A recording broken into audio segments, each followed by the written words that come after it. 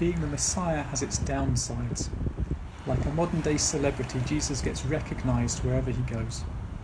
Today we read that Jesus has gone to the district of Tyre and Sidon, port cities in modern-day Lebanon.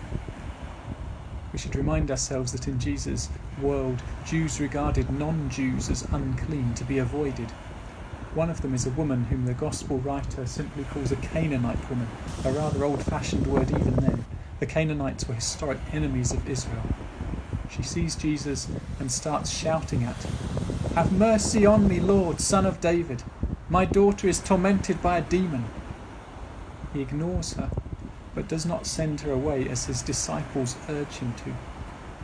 Jesus doesn't send her away, but perhaps to explain why he's ignoring her, he does say to his disciples that he was sent only to the lost sheep of the house of Israel, which rather begs the question what he's doing here in Tyre and Sidon, as it would have to have been a very lost sheep of Israel that was found up here.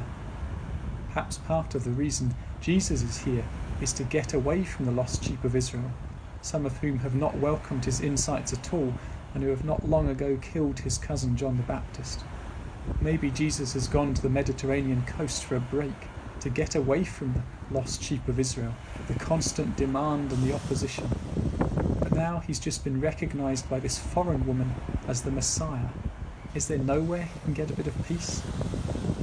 Maybe the woman heard this answer of Jesus about only being sent to the lost sheep of Israel. Who knows? But either way, she now tries a different approach.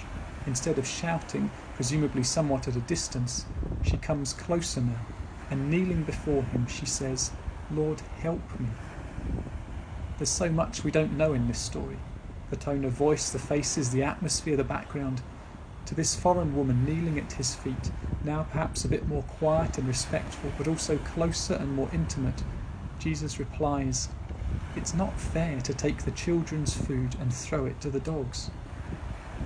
Is he trying to put her off? Or is he challenging her, willing her to come back more strongly?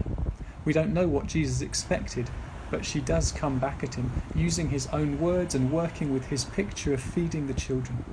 "Yes, Lord, yet even the dogs eat the crumbs that fall from their master's table." Then Jesus answered her, "Woman, great is your faith. Let it be done for you as you wish." And her daughter was healed instantly. God's mission may have started with the people of Israel, the insiders in this story, the blood family, but it doesn't end with them. From the very beginnings, Abraham was to be the father of many nations. There's always room for another at God's dining table, and there are enough leftovers from the original meal to feed a family, let alone the dogs. In God's economy, more for you doesn't mean less for me. There is enough for all. You just need to ask.